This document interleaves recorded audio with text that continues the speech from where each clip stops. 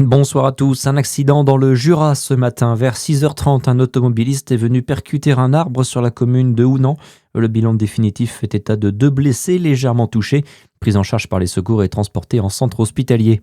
Le monde du foot rend hommage à Noah. Aujourd'hui, à 14 ans, il est la plus jeune victime française de l'incendie de Crans-Montana. Le drame a fait 40 morts, on le rappelle, dont 9 Français. Noah avait pendant de longues années joué au Racing Club de Besançon.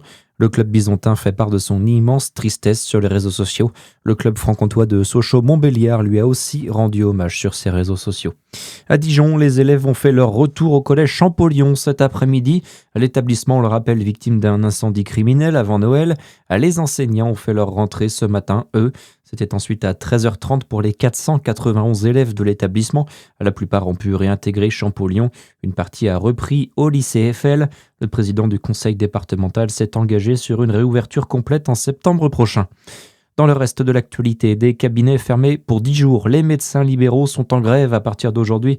À l'appel de l'ensemble des syndicats, ils se mobilisent contre certaines dispositions du budget 2026. C'est tout le système de santé qui est menacé, selon Franck Devulder, le président de la Confédération des syndicats médicaux français. Cette grève, elle fait suite à l'attaque que subit depuis quelques années, mais ça s'est fortement aggravé lors des discussions sur le projet de loi de financement de la sécurité sociale, l'attaque de la médecine libérale. C'est la contrainte qu'on veut y mettre, c'est les sanctions. On pousse ce cri d'alarme en disant vous êtes en train de détruire le système de santé français. La médecine libérale, c'est 80% de la réponse aux besoins de soins de la population française. Sans la médecine libérale, l'hôpital s'effondrerait et l'accès aux soins de nos concitoyens deviendrait impossible, alors qu'il est aujourd'hui tellement déjà difficile. Le syndicat s'attend à un mouvement très suivi avec notamment les étudiants en médecine et les cliniques privées qui ont annoncé leur participation.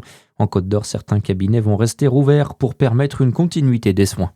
Paris sous la neige et la situation sur les routes en Île-de-France s'annonce compliquée ce soir. La vitesse est limitée à 80 km/h. On a déjà plus de 950 km de bouchons. Les transports scolaires s'annoncent aussi perturbés jusqu'à demain. Au total, 26 départements du nord-ouest sont toujours en vigilance orange neige-verglas.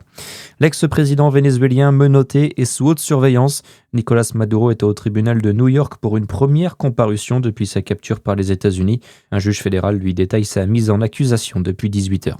Et puis le football, le match de National 3 entre Lyon-la-Duchère et l'ASPTT Dijon sera rejoué le 31 janvier à 18h. La rencontre avait été arrêtée après 10 minutes de jeu seulement, c'était le 13 décembre dernier, en raison d'un brouillard trop épais sur la pelouse. Et puis la CAN, ce soir à 20h, le Nigeria reçoit le Mozambique pour la suite des huitièmes de finale. Très bonne soirée sur Fréquence Plus, à suivre, c'est votre météo.